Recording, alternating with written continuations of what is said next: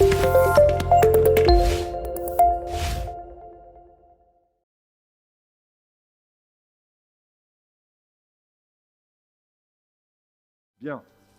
Si on peut rentrer dans le dossier, je ne vois pas d'autres demandes d'intervention, mais la salle n'est pas très bien configurée, je ne suis pas habitué à l'écran, donc n'hésitez pas à m'interpeller si j'oublie quelqu'un. On va se lancer dans ce bel exercice avec la poésie de Daniel Barbier, j'imagine. Bien, chers collègues, donc dans le prolongement des propos liminaires de notre président, je vais tenter bien imparfaitement certainement de vous livrer la synthèse du rapport d'orientation budgétaire en vous fournissant un certain nombre d'éléments qui vont vous permettre de nourrir vos réflexions et vos remarques en vue du débat qui suivra. Donc la croisière budgétaire 2022 est en cours de préparation avec un voyage inaugural qui est prévu les 28 et 29 mars. Évidemment, ce sera un voyage au long cours que nous entreprenons où le bien-être de chaque Nivernaise et chaque Nivernais reste et restera le centre actif de l'aventure. La mer demeure un espace de liberté, de bonheur et de passion, avec des chemins de traverse, des variantes diverses que chacun pourra aborder lors de ce débat d'orientation budgétaire selon ses goûts ou ses besoins. Une fine analyse historico-culturelle menée par l'équipage, remanié et déterminé à la tête du conseil départemental et enrichi par les apports techniques fiables et précieux des collaborateurs de la collectivité, nous permettent d'emprunter ce que nous considérons au niveau de la majorité départementale comme le meilleur chemin en ces temps de grands bouleversements. La météo reste perturbée par la pandémie. Néanmoins, l'économie mondiale devrait croître de 4,9% en 2022, malgré une augmentation des prix à la consommation qui s'est déjà traduite par la vigueur de l'inflation, notamment au cours du deuxième semestre 2021. L'influence de cette donnée continue d'ailleurs son travail d'érosion du pouvoir d'achat et altère la préparation budgétaire départementale de plusieurs composantes, telles que les achats de matières premières, la consommation d'énergie, mais aussi l'évolution du SMIC, plus de 2,2% au mois d'octobre 2021 et plus 0,9% au 1er janvier 2022. Notons que le produit intérieur brut va rester en deçà de sa trajectoire de croissance pré-pandémie, avec des difficultés d'approvisionnement et un taux de chômage envisagé stabilisé à 7,6%. Souvenons-nous également que les dépenses publiques ont été très dynamiques en 2021, du fait des mesures d'urgence pour faire face à la crise sanitaire, ainsi que des mesures de revalorisation salariale ou de soutien au pouvoir d'achat, avec évidemment un impact sur le budget de la collectivité. Vous en avez eu plusieurs exemples, le dernier étant l'avenant 43 au niveau du dernier trimestre et qui a mobilisé une enveloppe de 90 000 € supplémentaires au niveau du département. Alors l'atmosphère marine nous rappelle que le principe d'autonomie financière et fiscale, bien que constitutionnel, est largement vidé de son sens, dès lors que la loi organique qui a suivi la révision institutionnelle a défini l'autonomie en incluant dans les ressources propres des quasi-dotations. En réalité, la décentralisation n'a pas infusé la haute fonction publique et quant à certains transferts, ils n'ont été que de façade, s'agissant de financement et non de compétences. Je crois que l'exemple du RSA est un des plus criants qui pèse sur le budget départemental, mais dont le montant et les bénéficiaires sont définis par des textes nationaux. Et d'ailleurs, les règles fixées en la matière ont souvent été biaisées, puisque le département se retrouve en charge d'une politique largement plus coûteuse que prévu. Rappelons au passage la perte de pouvoir de taux sur la taxe foncière sur les propriétés bâties qui est intervenue dernièrement. Alors, dans l'air amer de la démographie nivernaise, nous constatons que les vents dominants venant des métropoles urbaines sont en train de conforter le solde migratoire de ce département et que la température sur le front de l'emploi se stabilise. Alors, loin des côtes et des embruns, la Nièvre sera proclamée avec sur la crête des vagues nos priorités envers nos enfants, avec notamment le schéma départemental de l'enfance, qui nous permettra d'embaucher 13 professionnels avec un cofinancement du dispositif de 758 000 € par l'ARS et la construction du nouvel établissement de protection de l'enfance pour un total de 21,3 millions d'euros. Priorité envers nos jeunes à travers les investissements massifs dans les collèges qui seront entrepris en 2022, plus 850 000 € par rapport au BP 2021. Et surtout, à plus long terme, le plan Collège de demain, destiné à ouvrir plus largement les collèges sur le territoire et à en faire de véritables tiers-lieux éducatifs. Priorité envers notre environnement, avec le renforcement de la stratégie départementale d'adaptation au changement climatique, qui nous amène à changer et adapter notre flotte de véhicules, en commandant 23 véhicules électriques destinés en priorité aux conseillers numériques, mobilisant au passage une somme de 600 000 €, et à travailler dès à présent sur le plan véloroute départemental. Priorité envers tous les habitants, avec le plan santé, qui prévoit notamment le recrutement de médecins salariés pour pallier l'insuffisance d'offres médicales. Ça va se traduire par une inscription budgétaire supplémentaire de 420 000 € en 2002 pour cette masse salariale dédiée, ainsi que le renforcement et l'extension du système de bourse. Priorité envers nos partenaires, qu'ils soient associatifs avec le maintien des subventions, notamment d'ailleurs pendant la crise Covid, ou les collectivités territoriales, avec la mise en place de nouveaux contrats à destination des établissements publics de coopération intercommunale, qui vont quand même représenter 17,6 millions d'euros sur les 5 ans qui viennent en investissement. Et priorité en faveur plus globalement de l'attractivité du territoire, avec la poursuite d'investissements structurants, tels que l'installation du très haut débit, notamment ce sera la traduction au travers du versement du solde de la contribution à Nièvre numérique pour 1 million d'euros, la cité muséale de Château-Chinon qui devrait mobiliser 5,5 millions d'euros en 2022, ou l'achèvement de la mise à 2x2 voies de la RN7 pour laquelle 6,75 millions d'euros restent à payer jusqu'en 2024.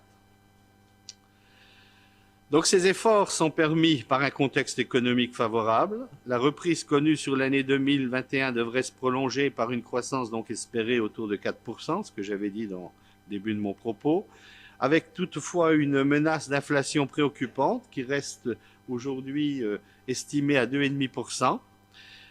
Néanmoins, cette reprise devrait notamment permettre une stabilisation de la progression du RSA. Au niveau des recettes de fonctionnement, elles sont particulièrement dynamiques avec notamment des DMTO qui ont explosé, le président l'a rappelé tout à l'heure, qui consacrent un exode urbain et qui bénéficient aux départements ruraux. À souligner également la taxe spéciale sur les conventions d'assurance qui est toujours en progression de l'ordre de 6,1% en 2021 et cette petite fraction de TVA d'1,8 million qui vient apporter un complément de recettes non négligeable. Alors, l'inquiétude que l'on peut, du moins la question que l'on peut avoir, c'est est-ce que ce rythme sera conservé en 2022, notamment de l'offre immobilière qui risque de se raréfier dans le département. Ça reste néanmoins une inconnue.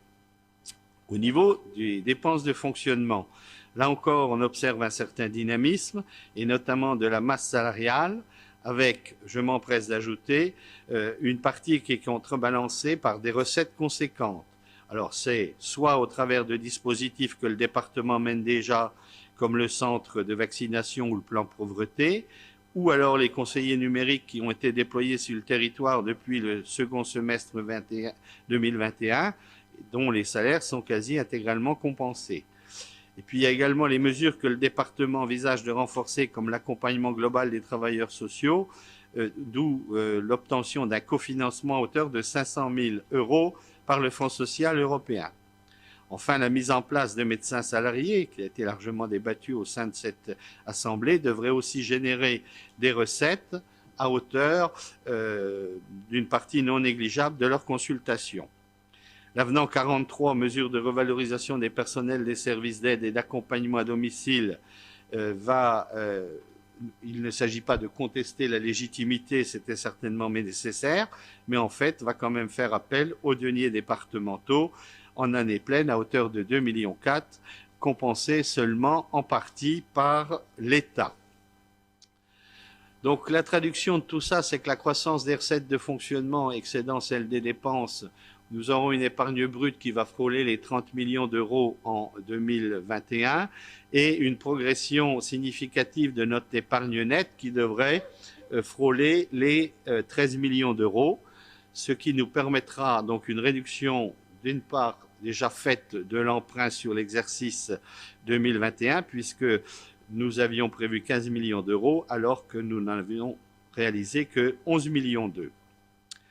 Voilà, mesdames et messieurs, chez les gens de la mer, il y a de grandes familles, chacun a ses rites. Souhaitons que le bateau nivernais franchisse la ligne d'arrivée bien classée à la fin de l'exercice 2022, avec un équipage qui se sera vu remettre la bonne humeur communicative. Nous sommes humbles, nous ne ferons pas de promesses mensongères aux Nivernaises et aux Nivernais. Nous ne sommes pas dans la mythologie grecque, nous n'irons pas chercher la toison d'or, détenue par le roi de Colchide, cette belle fourrure d'un bélier fabuleux qu'il refusait de rendre depuis des années, car jalousement gardé par un terrible dragon. Nous ne nommerons pas notre navire l'Argo, notre voilier, nous, c'est la Nièvre. Les Nivernais, nous les écoutons, nous les entendons et nous co-construisons avec eux. Et il est toujours plaisant pour le marin d'un été ou d'une croisière de pouvoir célébrer cette hymne à la grandeur de la nature qu'offre notre département et au génie de ses habitants. Alors un clin d'œil pour finir au poème d'Alfred de Vigny, La bouteille à la mer, pour clôturer mon propos. Tout au fond de son verre, l'homme aperçoit la France est pour chacun ce qu'il laisse à son cœur. Merci. Est-ce que vous souhaitez, alors peut-être avant vous indiquer qu'il s'agit de prendre acte de ce rapport, on ne vote pas sur un rapport d'orientation budgétaire, ça a été évidemment le cas de l'ensemble des commissions qui ont pris acte de cette présentation. Qui souhaite compléter, j'imagine, Michel, allons-y. Oui, j'ai entendu avec attention notre ami Daniel. Beaucoup de poésie dans ses propos, mais on a l'habitude. Alors s'appuyer sur la mer me convient bien. Ça fait même rêver, mais malheureusement, elle n'est pas sur nos côtes, ce qui améliorerait bien nos affaires. Je vais revenir sur le DOB. Un DOB doit donner une vision. Ce n'est pas un budget primitif. Bien sûr, une vision, ce n'est pas d'une grande précision. Néanmoins, on doit savoir vers quel objectif tend la collectivité. Et pour cela, il faut donc tenir compte des éléments de contexte. Aujourd'hui, on sait que le recul de la population nivernaise va impacter la dotation globale de fonctionnement via la dotation forfaitaire. C'est ainsi, même si elle se maintiendra sans doute via les autres tenants. Les DMTO seront probablement aussi impactés car le département est au plafond de 5,5%. Donc il n'y aura aucune marge de manœuvre possible en augmentant ce taux par exemple. La suppression de la taxe d'habitation qui entraîne la perte au profit des communes de la taxe foncière sur les propriétés bâties va contraindre les départements à gérer plus prudemment les dépenses. En effet, les latitudes qui existaient sur ce levier fiscal ont disparu, ne serait-ce que la revalorisation des bases qui était de chaque année à peu près de 2%. Donc on savait qu'on avait un matelas de 1,5 et 2%, plus près de 2% d'ailleurs. La compensation de la perte de la taxe foncière se fait par une fraction de la TVA nationale qui dépend du cycle économique, donc du PIB national. Le montant budgété pour 2022, c'est vrai, semble raisonnable puisqu'il y a une augmentation de 3,5%.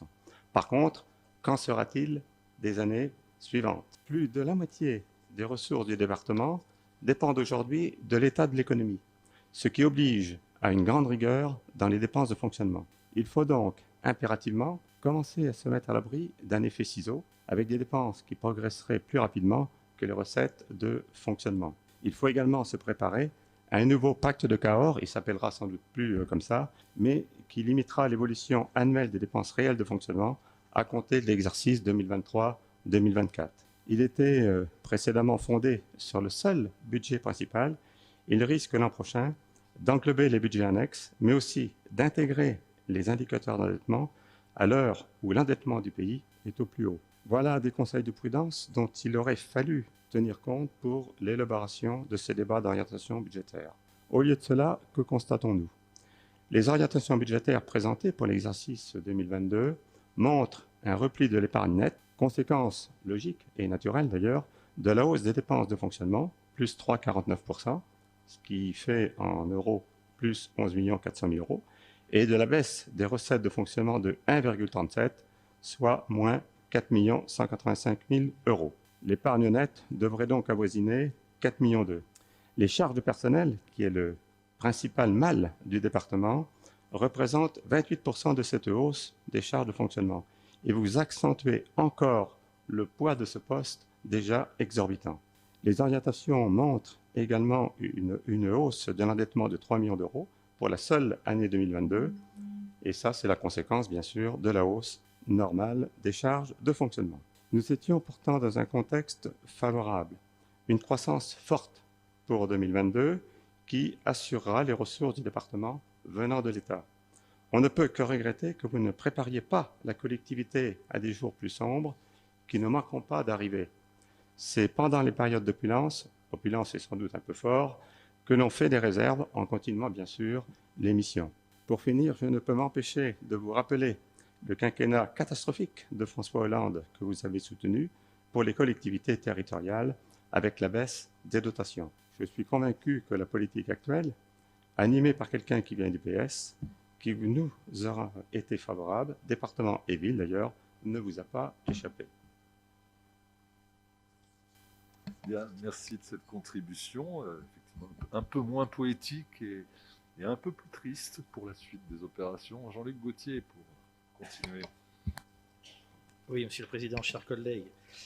Alors, mon intervention sera évidemment dans la même veine que celle de notre collègue Michel, et je crains qu'effectivement, je ne vous emmène pas dans des contrées qui vous feront rêver, comme nous l'a fait un petit peu Daniel, même s'il faut toujours se méfier des caprices de l'océan ou de la mer, qui quelquefois peut causer quelques dégâts. Alors, ce débat d'orientation budgétaire, comme vous l'avez dit, est un passage obligé pour notre collectivité. Il donne bien entendu quelques idées sur vos objectifs, mais il est encore trop tôt pour avoir une vision très précise du chemin que vous voulez emprunter. Il faudra attendre le budget primitif. En clair, si on pouvait résumer, le DOB traduit vos intentions, le budget primitif traduira vos choix et vos orientations, donc il est, à mon avis, prématuré de tirer des conclusions hâtives. Quelques remarques tout de même, et sans rentrer dans une bataille de chiffres, nous le ferons sans doute plus tard au moment du budget primitif et surtout du compte administratif. Vous parlez, j'ai toujours du mal quand j'entends que les dépenses de fonctionnement sont dynamiques. Le dynamisme, pour moi, c'est quelque chose de positif qui permet d'avancer. Alors, vous me direz qu'il y a des bonnes dépenses et des dépenses de fonctionnement qui sont quelquefois utiles.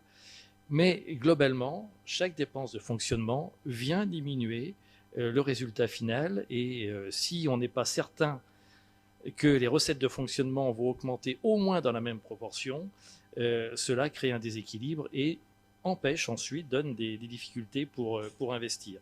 Donc les propos de Michel Suet étaient à mon avis tout à fait fondés sur la prudence dont il faut faire preuve pour l'instant. Et quand on regarde l'évolution de ces dépenses de fonctionnement, simplement un petit retour sur les échanges qui ont pu être quelquefois vifs au moment de la campagne électorale, cette évolution des dépenses de fonctionnement montre très clairement un désengagement sur deux points essentiels de notre collectivité, les collèges et la voirie. Vous nous dites que vous allez casser cette baisse, que vous allez remettre les choses à niveau. Nous serons vigilants sur cette voie que vous souhaitez emprunter. Une réflexion sur le RSA. Vous nous avez dit, Monsieur le Président, que vous ne vouliez pas expérimenter la recentralisation du RSA malgré les 800 000 euros d'économies que l'on pourrait espérer. Alors ça va peut-être vous décevoir, mais ça ne sera pas une critique, parce que je crois qu'il faut aussi quelquefois faire preuve de cohérence. On ne peut pas vanter, comme je vous le disais tout à l'heure, les bienfaits de la proximité et vouloir recentraliser à tout crin. Je dis simplement qu'il faudra être vigilant sur le traitement du RSA dans les départements qui vont expérimenter cette recentralisation et ne pas être dans l'idéologie, mais d'être dans le pragmatisme le moment venu et d'en tirer les conclusions. D'autres chiffres, Michel Suet l'a évoqué, la baisse de la démographie, même si le solde migratoire est semble bien orientée, pèse sur nos recettes, sur nos finances. Et nous avons le titre de premier département de France, malheureusement, un titre peu honorifique, au niveau de l'évolution de la démographie, je crois à égalité avec la Martinique. La même chose au niveau des départements les plus fragiles. Nous sommes le 11e département le plus fragile sur 103 collectivités. Et le lien que je veux faire avec cela, c'est que vous nous avez dit, Monsieur le Président, dans votre propos initial, que l'attractivité était pour vous un élément essentiel. Force est de constater que cette attractivité, dans les années passées, dans les mandats précédents, n'a pas été couronnée de succès. En tout cas, elle n'a pas progressé. Et je formule le vœu qu'ensemble, nous puissions effectivement rendre ce département attractif pour que la baisse démographique cesse et que nous soyons un petit peu moins fragiles que nous le sommes aujourd'hui. Donc, vous nous dites qu'effectivement, l'épargne nette a progressé. Je dirais que tout ceci est bien volatile, parce que ça ne dépend pas de nous. Nous sommes tributaires de ce qui se passe autour de nous, la reprise économique, bien entendu, les droits de mutation qui ont progressé, et sans doute que le département y a participé un peu avec l'opération Essayer la Nièvre, qui est venue appuyer, et il ne s'agit pas de critiquer systématiquement ce que vous faites, quand les choses vont dans le bon sens, il faut le dire.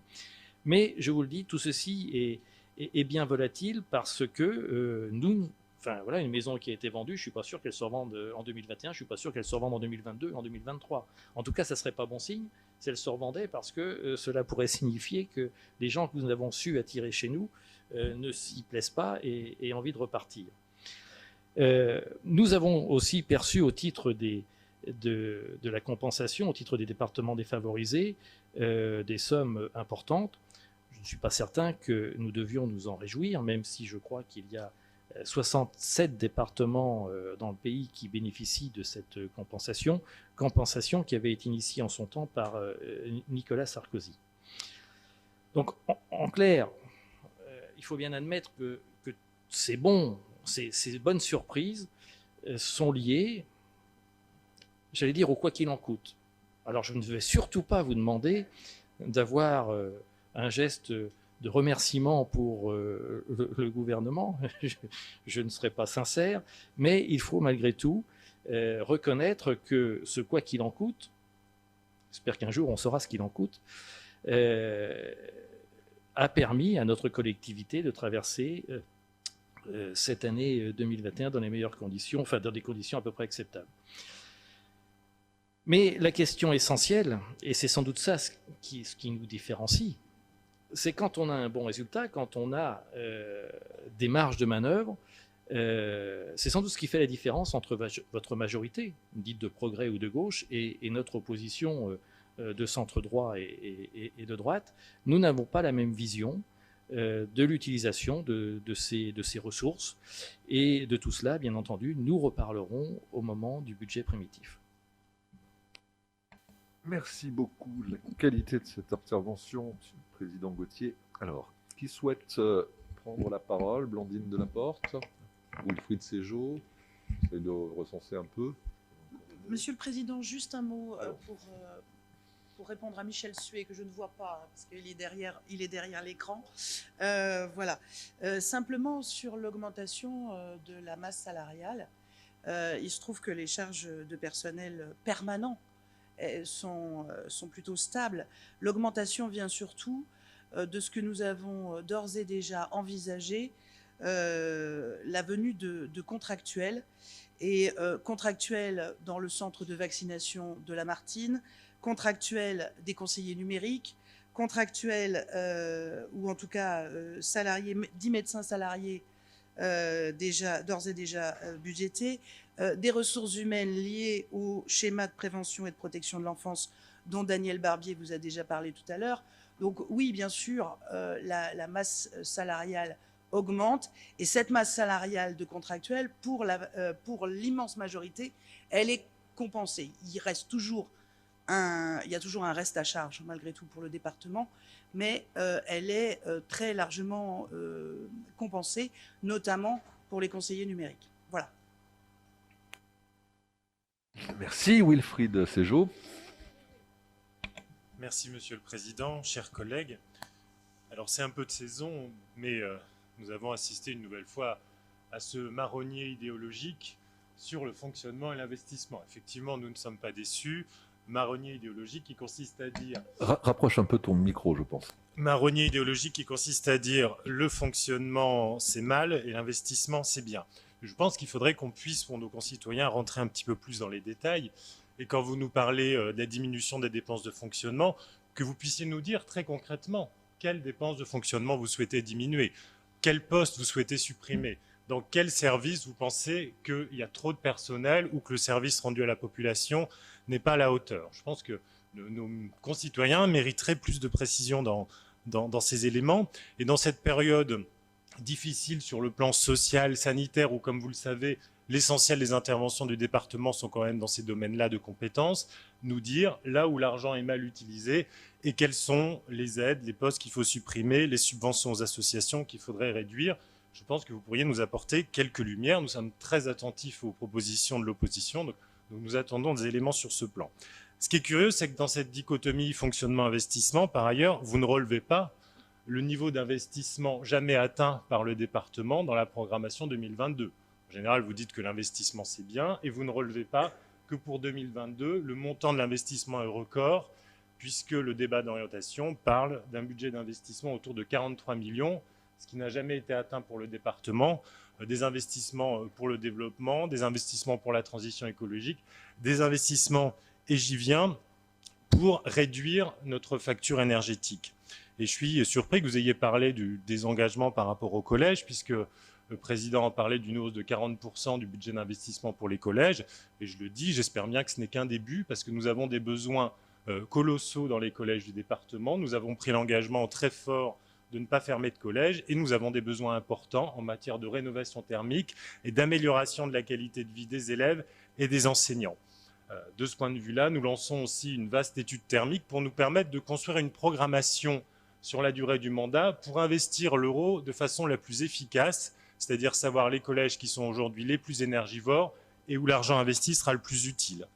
Parce qu'effectivement, je crois que c'est M. Gauthier qui a parlé de fragilité. Il y a la fragilité de notre population par rapport aux questions sanitaires et sociales, mais nous connaissons aussi une très très grande fragilité, une très grande précarité du fait de nos approvisionnements énergétiques.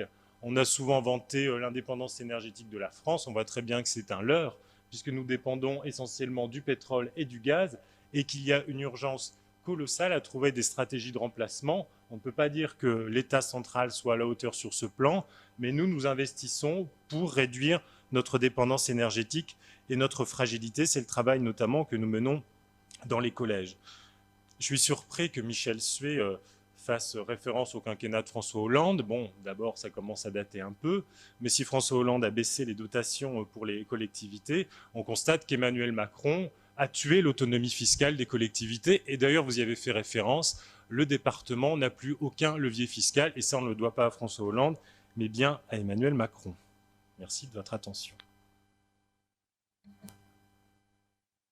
Attendez, merci Wilfried Ségeau, Jean-Luc Gauthier, puis Alain Herteloup. Chers collègues, Monsieur le Président, alors, c'est toujours le problème avec la langue française et l'interprétation que l'on peut avoir des mots. S'agissant des collèges, qu'ai-je dit? Que ces dernières années, on avait constaté une baisse des moyens alloués en termes de fonctionnement sur les collèges et la voirie. Je n'ai pas parlé de l'avenir. J'ai simplement rajouté aussi que vous aviez l'intention de changer cette évolution, cette marque, et on verra. La difficulté quand même, il faut quand même avoir à l'esprit que vous soulignez votre programme ambitieux en termes d'investissement. Nous sommes au stade du débat d'orientation budgétaire. Il y a les promesses et il y a les actes. Et on verra le taux d'engagement des investissements qui seront programmés.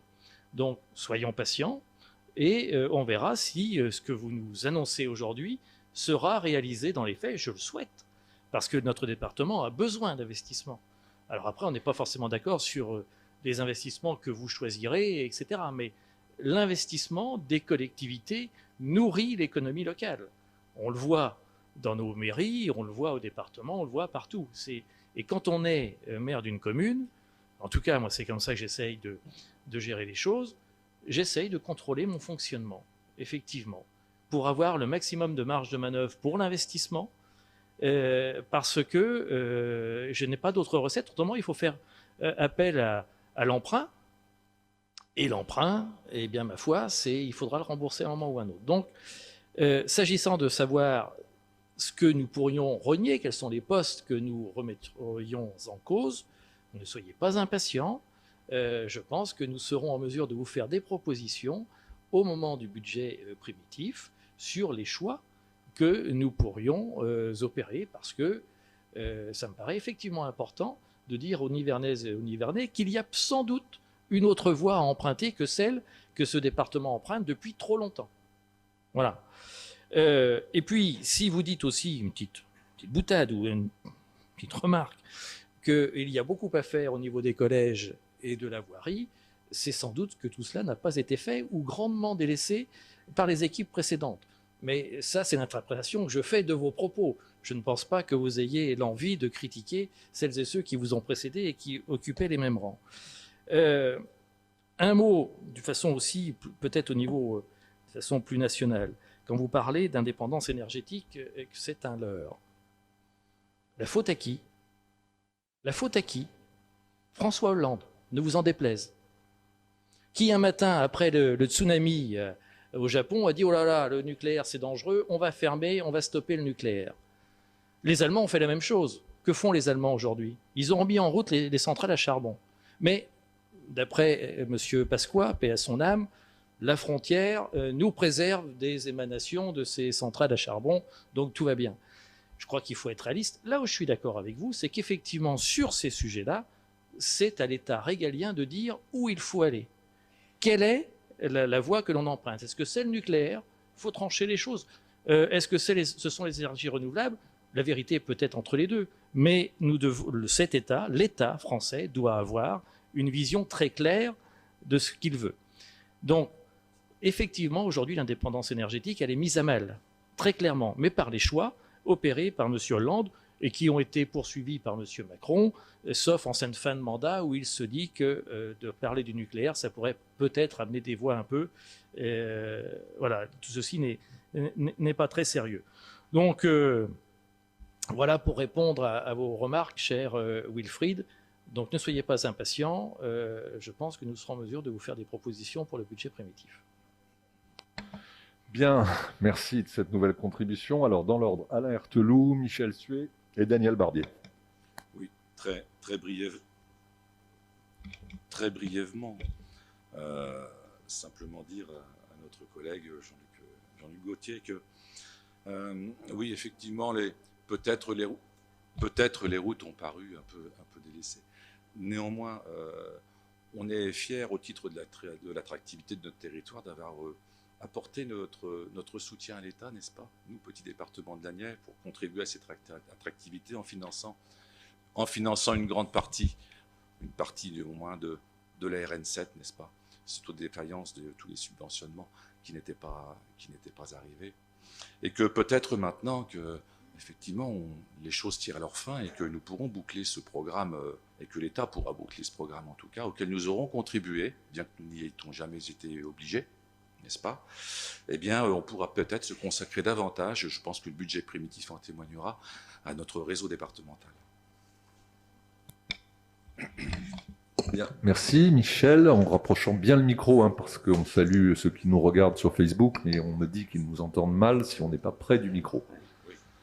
Merci, Président. Alors, pour les ressources humaines, tout à l'heure, j'ai entendu contractuel par-ci, contractuel par-là, contractuel ailleurs. En fait, si j'ai bien compris, le département contribue à la précarité actuelle. Ces gens qui travailleront certainement bien, que deviendront-ils après? Voilà, point d'interrogation. Est-ce que vous les garderez? Est-ce qu'ils se retrouveront sur le marché de l'emploi? Point d'interrogation. Je voudrais quand même préciser une chose. C'est vrai que les investissements dépendent du fonctionnement. Je suis désolé. Si le fonctionnement est trop important, vous ne pouvez plus investir, vous n'avez plus aucune capacité d'emprunt, paradoxalement. Alors, j'entendais tout à l'heure Alain qui se félicitait pour la voirie. Je voudrais rappeler les chiffres de voirie de 2015 à 2020. Alors, ce qui est important, c'est de le ramener au kilomètre. C'est ça qui est important, c'est la vraie vérité des prix. Au kilomètre, la Nièvre, avant-dernière. dans la région, avant-dernière. Tu peux vérifier, c'est 2296 € par kilomètre. Pour les collèges, de 2015 à 2020, la Nièvre, 7e, sur 8. Il y a donc un retard énorme à rattraper, et sur la voirie, et sur les collèges. Voilà. Daniel, non, dans l'ordre. Daniel, puis Alain. Oui, j'ai entendu parler beaucoup de François Hollande tout à l'heure. C'est sûr que la loi NOTRe n'était pas forcément la nôtre, cette loi du 7 août 2015. Mais si on jette un petit coup d'œil dans le rétroviseur et qu'on va un petit peu plus loin, je ne crois pas que la loi du 16 décembre 2010 qui a porté réforme de l'ATP sous Sarkozy n'ait pas modifié en profondeur également le panier fiscal au niveau de la ménagère. Donc, là-dessus, tout simplement, je crois qu'on pourrait partager au moins une notion qui nous est chère, c'est que la décentralisation, elle n'est pas allée au bout. Et tout à l'heure, j'ai lourdement insisté quand même dans mon propos sur des transferts de financement, mais non pas de compétences. Et je crois que c'est bien une de nos problématiques. Voyons aujourd'hui simplement le reste à charge au niveau des allocations de solidarité. Plus de 43 millions d'euros sur l'exercice 2021. Mais je peux vous dire qu'à 43 millions d'euros, on pourrait en refaire des routes, hein. Ça c'est clair. Et si on se donnait le ridicule de faire le calcul sur les 15 dernières années, on serait sûrement surpris du montant global cumulé. Voilà. Donc, je crois que malheureusement, aujourd'hui, on a perdu notre autonomie financière et fiscale. On ne peut que le regretter. Et tout dépend effectivement aujourd'hui de dotations au bon vouloir de l'État et surtout selon la conjoncture économique. C'est vrai qu'on est dans un système d'exécution et non plus de décision, à notre grand regret. Si Daniel, Alain Erteloup. Oui, Michel, je ne doute pas que tu sois un as de la règle à calcul, n'est-ce pas? Et donc que tu as dû prendre en compte inévitablement le volume de kilomètres du département de la Nièvre, qui est quand même assez extraordinaire, n'est-ce pas? Et qu'il convient toujours de rapprocher d'autres départements probablement. Et je ne doute pas que tu en aies pris compte, que tu l'aies tenu en compte dans tes calculs, puisqu'avec 4300 km de route, la Nièvre est assez exemplaire, n'est-ce pas, de ce surplus effectivement de voies et de kilomètres à entretenir, en particulier dans le milieu rural. Donc peut-être les calculs mériteraient d'être approfondis à ce niveau-là lorsqu'on veut les comparer à d'autres départements, voire à d'autres régions. C'est le premier point. Le deuxième point, peut-être aussi que le département pourrait effectivement consacrer davantage d'argent à son réseau départemental, peut-être en étant peut-être plus exigeant sur la DCE par exemple, et ne pas financer les routes communales par ce biais et consacrer davantage d'argent à son réseau. Bien, c'est un positionnement. Jean-Luc Gauthier, ouais. Volubile ce matin, c'est très bien. Ben oui, Monsieur le Président, les débats sont toujours, enfin, je l'espère, intéressants pour celles et ceux qui nous suivent. Plusieurs choses sur ce qui vient d'être dit. Alors, cher Daniel, vous nous reprochez de parler un peu trop de François Hollande et vous nous avez ramené à Nicolas Sarkozy. Je partage ce que vous avez dit. C'est une œuvre collective qui nous a amenés dans cette situation-là. Mais on va peut-être adopter la jurisprudence Wilfried qui nous reprochait tout à l'heure que François Hollande, ça datait un peu. Nicolas Sarkozy, ça date encore un peu plus. Donc on va peut-être en rester là. Sur la 2 fois 2 voies, je me souviens du débat que nous avons eu au Journal du Centre avec Fabien Bazin. On a l'impression qu'à chaque fois que vous êtes mis en difficulté sur la voirie, et je comprends bien que vous avez sans doute du mal à en sortir parce que les chiffres sont têtus et le constat est là. Le constat est là, vous avez mis moins d'argent sur la voirie et pour s'en persuader si on ne l'est pas les uns et les autres, il suffit de rencontrer nos agents qui travaillent dans les centres d'entretien routier qui bien souvent nous disent qu'ils n'ont plus les moyens de remplir leur mission comme il le conviendrait. Vous nous ressortez, chaque fois, vous êtes en difficulté, la 2 fois 2 voies. La 2 fois 2 voies, j'ai l'impression qu'on la paye tous les ans. Tous les ans, on paye la 2 fois 2 voies. Mais j'espère bien qu'on va la payer qu'un coup. Autrement, il y aura quand même un problème en termes d'efficacité de gestion. Et puis, sur votre proposition, chers collègues, pour la DCE, qui devrait être utilisé pour vous sur les routes communales, sur les routes départementales et non pas les routes communales, on est loin de l'esprit de la dotation quinquennale d'équipement voulue par François Mitterrand, qui donnait la possibilité à chaque conseiller général à l'époque de gérer comme il l'entendait l'argent qui lui était confié. Donc c'était une forme de décentralisation. Et comme l'a dit Daniel, malheureusement, nous ne sommes pas allés au bout de celle-ci. Donc j'aimerais pas qu'on revienne, en ce qui me concerne, en arrière, et que les conseillers départementaux d'aujourd'hui gardent la possibilité, en accord avec les élus locaux, d'utiliser cette DCE comme ils l'entendent. Après, et quand Daniel Barbier parlait que nous étions devenus une collectivité d'enregistrement, en quelque sorte d'exécution, je le regrette aussi profondément.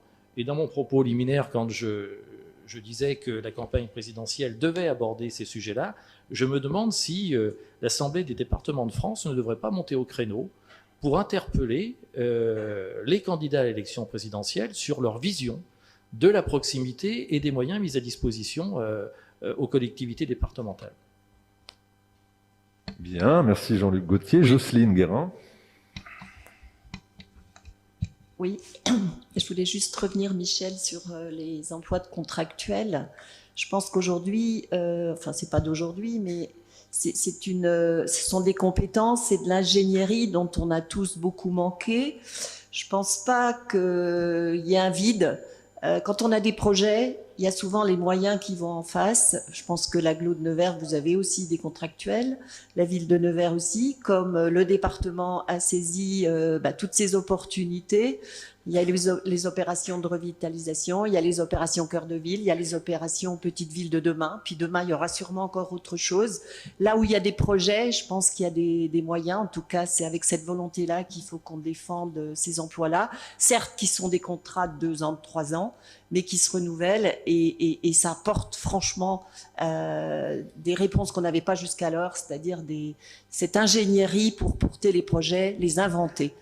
Et le département a sa juste place, comme tous les territoires, comme l'agglo, comme Nevers, j'espère. Alain Heurteloup.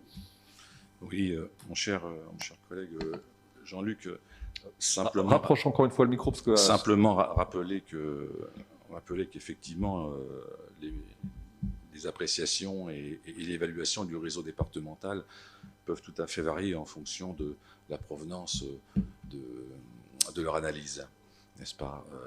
On n'analyse pas la façon du réseau, l'état du réseau départemental selon que l'on est salarié sur les routes, effectivement, avec tout ce qu'il peut y avoir derrière, mais ça, vous connaissez la fonction management peut-être mieux que moi pour analyser ça et le comprendre. On voit les choses un peu différemment peut-être quand on est du niveau politique et autres. C'est un premier point. Deuxième point, on a quand même une étude qui a été faite en toute neutralité et de façon tout à fait professionnelle par un cabinet qui a démontré que notre voirie approximativement à 80%, sans être en parfait état, entendons bien, n'était pas cependant dans un état de dégradation extraordinaire, du moins aussi extraordinaire qu'on veut bien le laisser entendre. Et puis je terminerai sur, simplement, on ne va pas revenir sur François Hollande, comme vous l'avez dit, on ne va pas revenir sur Sarkozy, mais de grâce, laissez maintenant François Mitterrand tranquille, et paix à son âme aussi, n'est-ce pas, puisque vous venez de revenir à François Mitterrand. Et n'oubliez pas non plus que si nous sommes ici, c'est aussi parce qu'il y a un peu pour quelque chose. Eh bien, Jean-Luc Gauthier qui va nous parler du général de Gaulle. Alors, pourquoi pas? J'avais organisé voilà quelques années une conférence sur le général de Gaulle. Et pour l'anecdote, je me tourne vers nos journalistes du centre. Pour présenter la réunion, ils n'avaient rien trouvé mieux que de mettre une photo de Gaulle serrant la main de Franco. J'avais trouvé cette présentation assez particulière. Et j'avais fait une réponse d'ailleurs au rédacteur en chef. J'ai dit, pour en revenir à François Mitterrand, j'envisage d'organiser une réunion sur François Mitterrand. Je ne doute pas un seul instant que vous nous mettrez une photo de présentation avec Monsieur Bousquet. Voilà. Bon, mais tout ça, vous m'avez tendu la perche. Je ne sais plus qui m'a dit de Gaulle, donc voilà. Mais pour être sérieux, je ne méprise surtout pas l'action de François Mitterrand sur ce point. Surtout pas. Parce que justement, cette décentralisation et cette autonomie, pour moi, c'est quelque chose d'essentiel. Ça allait vers vers la proximité. J'ai perdu ce que je voulais dire, mais ça ne devait pas être très important. Donc, je vous relaisse la Je parole. vous le souffle, J'ai Jean. pu caser mon Je vous le histoire avec souffle, De chers Gaulle. collègues. Vous êtes Ah. sur la voirie et sur le rapport auquel fait référence Oui, Alain Arteloup. si, sur la voirie. Merci, Monsieur le Président. Il y a pas de mal. Sur la voirie, 80%, dites-vous, du réseau serait en bon état. Donc, une première remarque, puisque on a lu que vous souhaitiez revenir aux 90 km/h, donc je pense qu'on va revenir à 90 km/h sur 80% de la voirie départementale. Autrement, il n'y aurait pas de cohérence. Si elle est en bon état, c'est quand même un des facteurs essentiels. Si on en juge ce qui a été fait dans d'autres territoires, à moins que la loi de la République ne s'applique pas de la même façon d'un territoire à un autre, et là, ça serait un problème. Et puis, moi, je me suis amusé quand c'est une vision d'élu, mais c'est aussi une vision de citoyen. Quand je me déplace dans ce département, que j'emprunte une route départementale, et quand ça commence à me secouer un peu, je regarde sur quelle route je suis, et je les note. Donc je pourrais, si vous le souhaitez, chers collègues, vous envoyer toutes les départementales ou parties que j'emprunte et qui, à mon sens, ne font pas partie des 80%. Bien, merci Jean-Luc Gaultier, Lionel Léché, Patrice Joly, dans quel ordre? Comme vous voulez. Alors Lionel, parlez bien dans le micro, hein, c'est pas tant pour nous que pour ceux qui nous suivent par Internet où le son est pas très bon. Oh, oui, deux petites choses, chers collègues. Simplement revenir sur les comparaisons. Le département de la Nièvre n'est pas le département de la Côte d'Or. Et quand vous ramenez au kilomètre de voirie, le prix du kilomètre de voirie ou les collèges, il faut comparer les budgets par rapport au budget. C'est-à-dire que la part de la voirie dans le budget du département de la Nièvre et la part du budget de la voirie dans le département de la Côte d'Or, là on peut comparer. Mais là, c'est pas des comparaisons que vous pouvez faire en disant on met 2000 € et on est le 7e sur la région, et puis pas mettre ça en perspective. Ça, c'est le premier point. Et sur le deuxième point, vous êtes assez contradictoire quand vous nous reprochez d'avoir un budget de fonctionnement avec du personnel en trop, et vous nous reprochez de prendre des contractuels. Enfin, c'est assez contradictoire, c'est-à-dire que on a trop de permanents, et il faut pas prendre de contractuels, parce que donc c'est assez contradictoire sur vos propositions. Merci Lionel, Patrice, Joly. Merci. Pour rester sur les comparaisons et pour donner des ordres de grandeur concernant la voirie, le département des Hauts-de-Seine a 1800 km de voirie départementale et 1 600 000 habitants. Ça fait donc un rapport de d'un mètre et quelques par habitant. Le département de la Nièvre, 4300 km de voirie, ça a été dit, 200 et quelques mille habitants, 215 mètres de voirie. À ça, vous ajoutez effectivement des capacités financières qui sont très différentes. Et vous voyez le niveau des enjeux. Et ça nous ramène aussi à la question du fonctionnement et de l'investissement.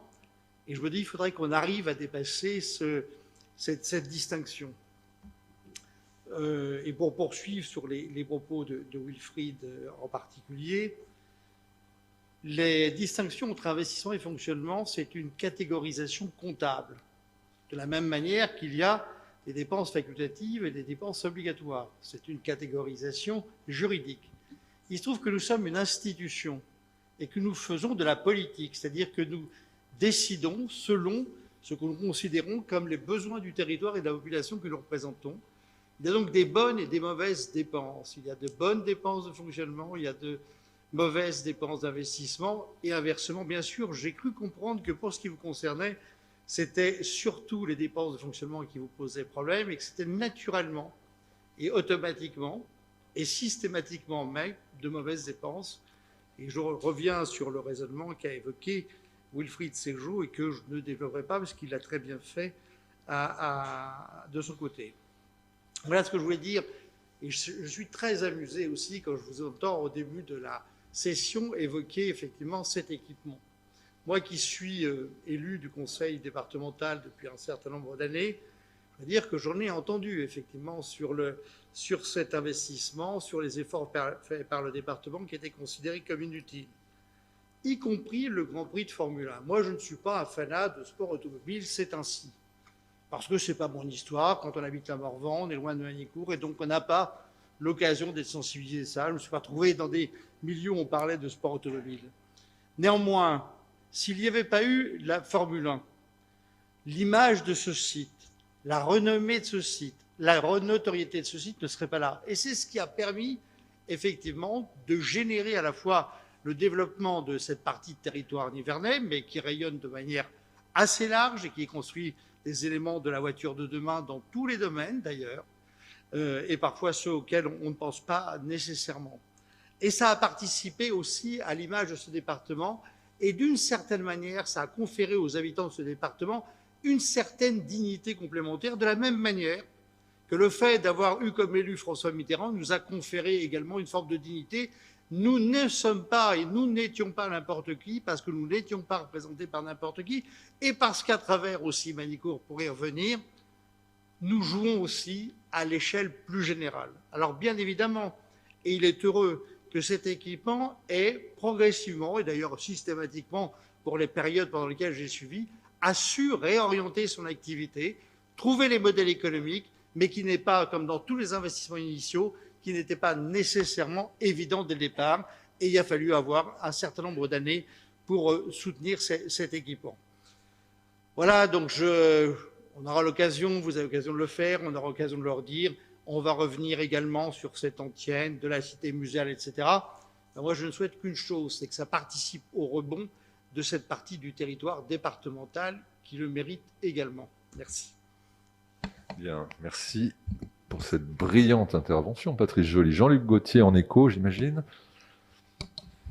Oui, on ne peut pas laisser les propos de M. Joly sans réponse, parce que, enfin, voilà, là encore, le débat est important. Je dirais, chers collègues, que c'est ce qui fait la différence entre vous et nous. C'est ce qui fait la différence entre idéologie et pragmatisme. Vous ne pouvez quand même pas nous reprocher d'avoir combattu ceux qui m'ont précédé sur ces rangs, le circuit de Manicourt. D'ailleurs, on pourrait, enfin le projet Manicourt, c'est pas le circuit, parce que le circuit était sans doute à l'origine démesuré, voulu par François Mitterrand. Ce qu'en a fait Pierre Bérégovoy est quand même bien différent. Et comme l'a dit M. Saunier tout à l'heure, avec le Technopole, c'est un outil aujourd'hui qui a pris toute sa place. Donc vous ne pouvez pas nous reprocher d'avoir combattu ce projet à l'origine et aujourd'hui de dire ben, finalement c'était une bonne chose. Prenez acte de cette évolution et prenez acte de ce pragmatisme. C'est simplement ce que je vous dis et c'est ce qui fait la différence entre vous et nous. La différence aussi entre vous et nous, elle se fait sur l'approche des finances publiques. Nous avons une vision prudente, raisonnable et raisonnée de l'utilisation des moyens de nos concitoyens, des finances de nos concitoyens. C'est ce qui fait... Enfin, je ne suis pas sûr que les communes que nous gérons par ailleurs, les uns les autres, soient dénuées de tout projet, de tout investissement. Et donc, vous cachez derrière la bonne dépense de fonctionnement. La bonne dépense de fonctionnement, c'est celle qui permet, c'est celle qui est compensée largement par une bonne recette de fonctionnement. Et comme nous avons perdu ce levier des recettes, nous vous invitons à être très prudents sur l'utilisation de l'argent public et de faire en sorte que le solde reste positif pour pouvoir investir. On ne sera jamais d'accord là-dessus, manifestement. Nous voulons investir avec le maximum de moyens. Bien sûr. Et Michel, allons-y. On va faire la matinée. Non, simplement pour répondre à M. Joly. M. Joly, jamais à Nevers, nous n'avons été contre le projet de Manicourt. Au contraire, et c'est même sous votre présidence d'ailleurs, que nous avons pris 14% du capital de la SEM, me semble-t-il. Un peu beaucoup. Mais... Patrice Joly, oui, bien sûr.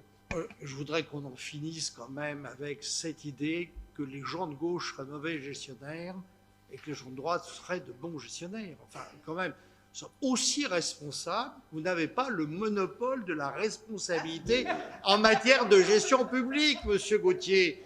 Non, mais franchement, parce qu'on n'en peut plus de ça. Il faut qu'on travaille sur le fond et que l'on soit, qu'on argumente sur la nature des dépenses. Ça a déjà été dit avant moi, celles qui sont bonnes et qui ne sont pas bonnes, celles qu'on considère comme prioritaires. Parce que pour le coup, on a le droit de ne pas avoir la même conception de ce qui est l'attente des Nivernais et ce qui peut permettre le développement, l'attractivité de notre territoire. Mais franchement, de grâce, arrêtons ça. On entend ça depuis des années, je dirais même des dizaines d'années. Oui, bien. D'autres interventions, quelques mots de conclusion. Oui, écoutez, chers collègues, le débat est très riche et respectueux. Je trouve nous montons en gamme dans la manière de nous adresser les uns aux autres et on ne peut que s'en féliciter. Mon sentiment profond, puisqu'on était dans l'archéologie, hein, en essayant de mesurer l'action sur ces 3 derniers quinquennats, je pense qu'elle se résume assez bien sur la manière dont l'investissement autour du numérique que je connais un peu s'est construit en 15 ans. François Hollande avait son plan, enfin Nicolas Sarkozy, pardon, avait son plan en déploiement en 5 ans de la fibre sur tout le pays, échec total. François Hollande avait son plan, échec total. Emmanuel Macron avait son plan, échec total. Chacun d'ailleurs en changeant les règles du jeu à mi-étape parce que on avait une intuition que c'était comme ça qu'il fallait faire. Moi, je crois que pour un département comme la Nièvre, et je répète encore une fois cette main tendue, notre combat commun, c'est celui de la ruralité moderne. Et la ruralité moderne, force est de constater que les différents gouvernements qui se sont succédés depuis 15 ans et probablement même un peu plus, n'ont jamais été en mesure d'y apporter une réponse concrète. Je vous rappelle que c'est dans ce territoire, on évoquait la décentralisation tout à l'heure, que nous avons forgé avec les collègues le bouclier rural, qui reste à ce jour la seule politique publique nationale en débat sur la question de la ruralité. C'est ici que Patrice Joly a défendu un agenda rural dans le pays et en Europe. Ce n'est pas ailleurs, et c'est bien les seules collectivités, la seule collectivité dans notre pays qui a ouvert une discussion, un débat sérieux autour de la question du droit au village. Avons-nous aujourd'hui en France, en 2022, le droit de vivre dans nos villages et nos petites villes? Moi, je pense qu'on doit pouvoir se rassembler autour de cette question, qui est une question majeure, qui évidemment ne nous engage pas sur d'autres options. Chacun peut prendre ses positions, il faudra qu'on le fasse, puisqu'on a ce droit de parrainer au moment de l'élection présidentielle. Il faudra évidemment avoir des débats, des dialogues, c'est ainsi que la démocratie est faite.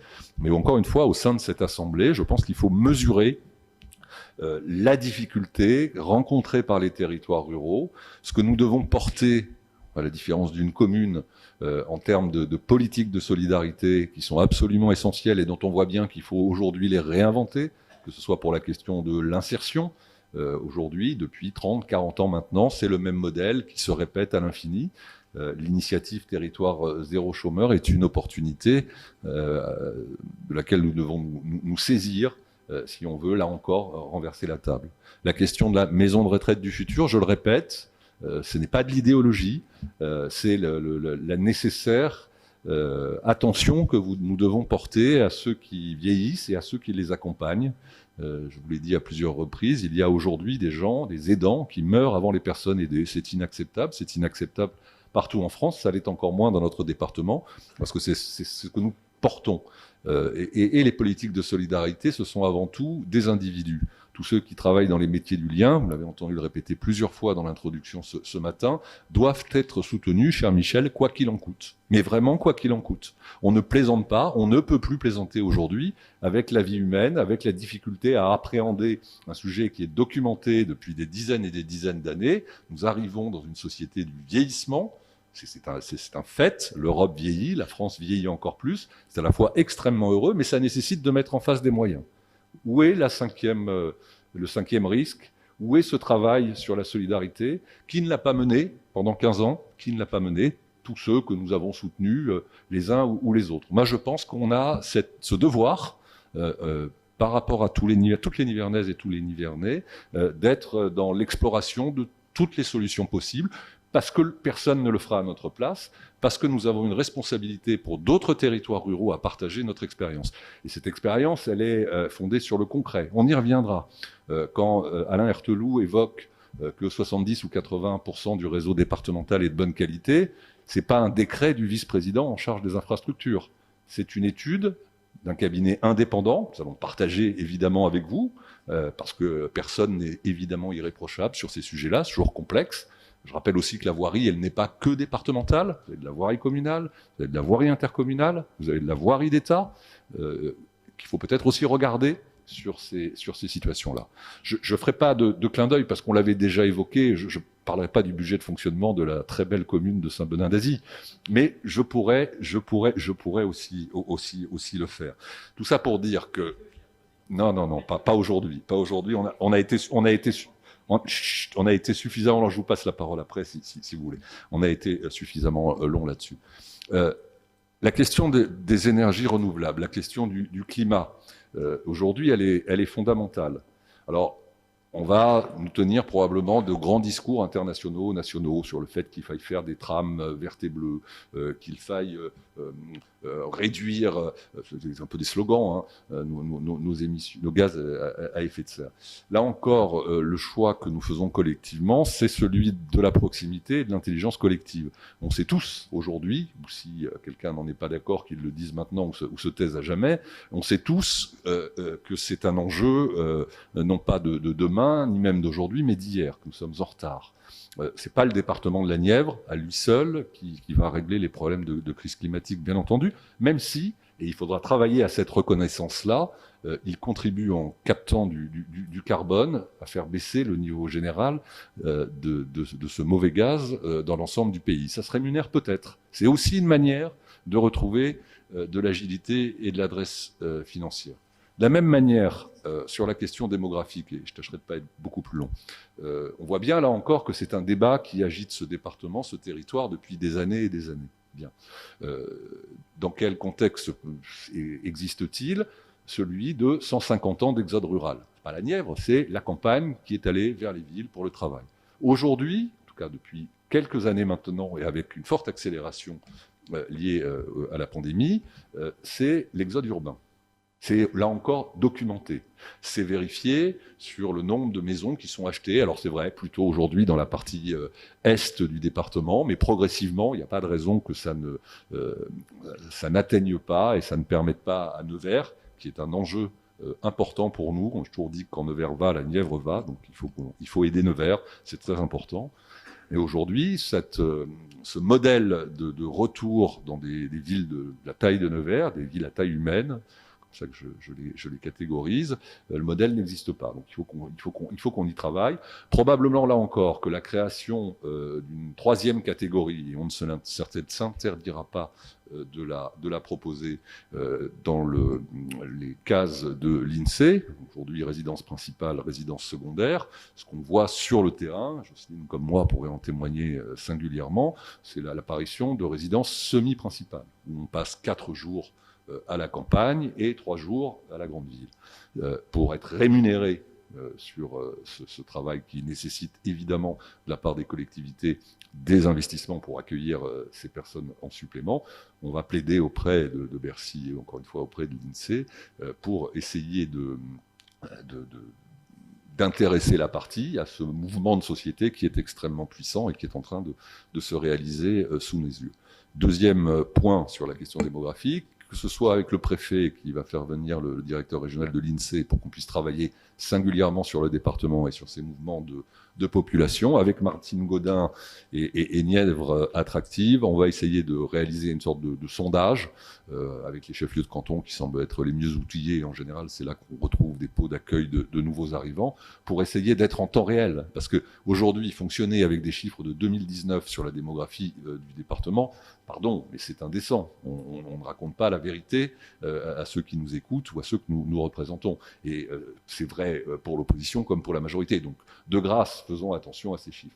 Puis, dernier mot, enfin, pour terminer, et pardon de le dire comme ça, parce que j'ai promis de ne pas être dans l'idéologie, mais le constat que je fais de la finitude de ce quinquennat, singulièrement celui-là, avec la petite expertise que je peux avoir sur les sujets de ruralité.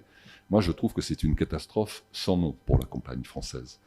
L'effondrement du système hospitalier, la démographie médicale non traitée, ou plus exactement traitée idéologiquement, le cache-sexe, pardon d'évoquer les choses comme ça, de France Service, ou des conseillers numériques qu'il y a bien longtemps que nous avions inventé, opposition et majorité confondues dans ce département, des CRTE, des contrats. Première fois de ma vie que je vois des contrats passer avec les collectivités, il n'y a pas un centime d'euro.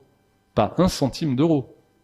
Bon, donc on est dans une situation qui est extrêmement difficile. Elle est à la fois, je l'ai dit à plusieurs reprises, un moment de changement de société, mais un contexte de travail quotidien, et je ne parle même pas du contrat de Cahors, où pour le coup, la baisse des dotations à côté, c'est rien. Hein.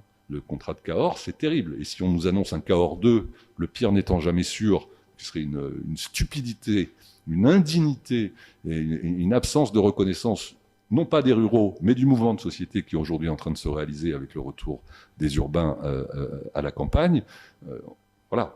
Donc là, moi, je pense qu'il y a un moment, cette cause, elle doit nous rassembler. Je pense que pour connaître un peu mieux chacun de vous maintenant, on est dans cette logique-là, et que pour la clarté du débat par rapport à nos concitoyens, qui évidemment ne rentrent pas dans ce degré de connaissance de l'archéologie et du passé, comme je disais tout à l'heure, on a très sincèrement et très fortement tous intérêt à afficher de l'unité sur cette question-là, sans qu'il y ait de différence. Mais en tout cas, comme on me le disait un peu plus tôt dans la journée, votre position qui consisterait à dire pile, vous avez tort, et face, vous n'avez pas raison, on devrait pouvoir arriver à une meilleure appréciation de la situation réelle. Voilà, chers collègues, merci. Oh, oui, mais ça c'est... Allez, allons-y, Jean-Luc Gauthier. Petit bout de réponse. Oui, Monsieur le Président, merci, ça sera rapide. Nous avons des points de rencontre, très clairement, sur le diagnostic, sur... nous aussi, nous jugeons des choses complètement incohérentes et nous constatons un abandon bien souvent de nos territoires ruraux. Mais nous n'arrivons pas à vous convaincre sur des voies sur lesquelles nous voudrions vous emmener. Vous n'arriverez pas non plus à nous convaincre parce que nous sommes différents et nous n'avons pas la même approche des choses. Alors peut-être qu'on arrivera les uns et les autres à faire un pas vers l'autre pour trouver des solutions. Je crains que ça soit quand même compliqué. Puis simplement, c'était surtout sur Saint-Benin-d'Azy, excusez-moi, je ne voudrais pas donner l'impression à celles et ceux qui nous écoutent ou qui nous regardent qu'à l'Assemblée départementale, je dis certaines choses et que dans les collectivités dont j'ai la charge par ailleurs, je fais tout à fait le contraire. Il faut, je vous l'ai déjà dit, Monsieur le Président, il faut faire la différence. Les seuls chiffres qui vaillent, ce sont ceux des comptes administratifs. Et je vous invite à regarder scrupuleusement les comptes administratifs de la commune de Saint-Benin-d'Azy. Et vous verrez qu'ils sont bien différents du budget primitif et que sur un budget de fonctionnement d'un petit peu moins d'1 million d'euros, bon an, mal an, on a un excédent de 150 000 euros. J'en tire aucune gloire, mais c'est la réalité des chiffres. Donc, acte. Parfait. Donc, je constate que nous prenons acte du rapport d'orientation budgétaire présenté par Daniel Verlaine-Barbier.